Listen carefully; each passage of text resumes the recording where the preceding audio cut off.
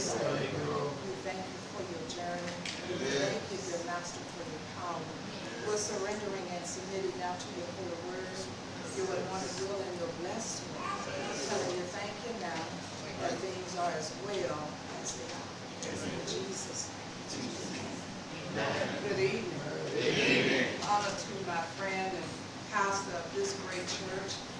His help me to all the sisters and brothers who are here, who have gone before me.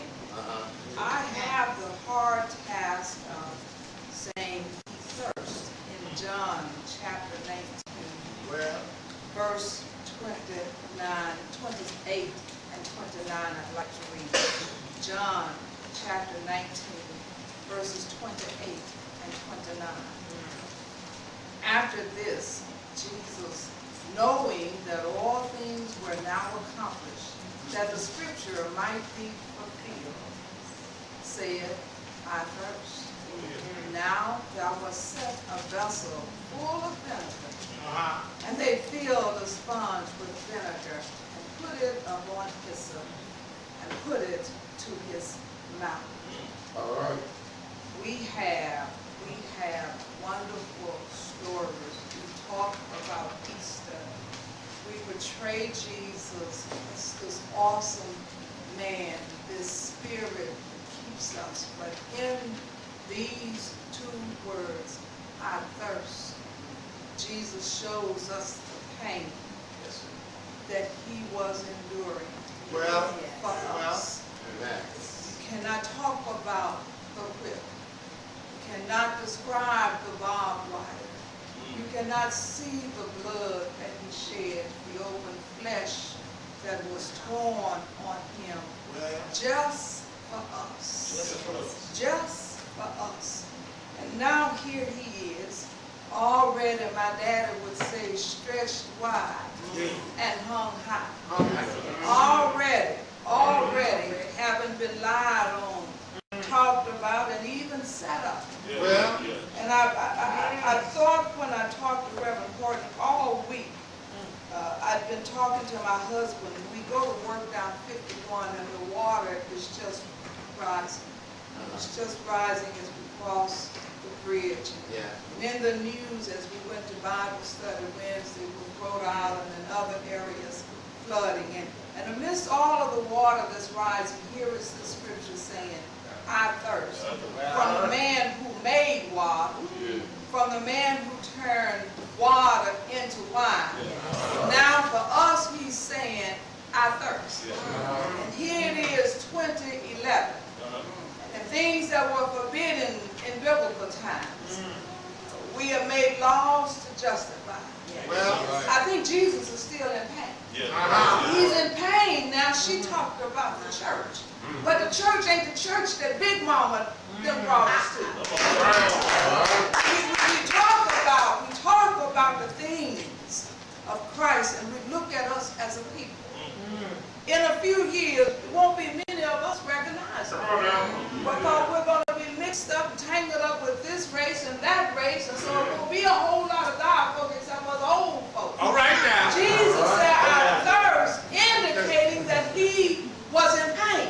I believe that the water is rising now. My mother-in-law said to me on Sunday, Gladys, everything is upset. Trained animals are turning on people and killing them. The wind go in one way and come back another. The water is boiling over. She said, I just believe Jesus is upset. I thought about I thirst. I thought about vinegar. I thought about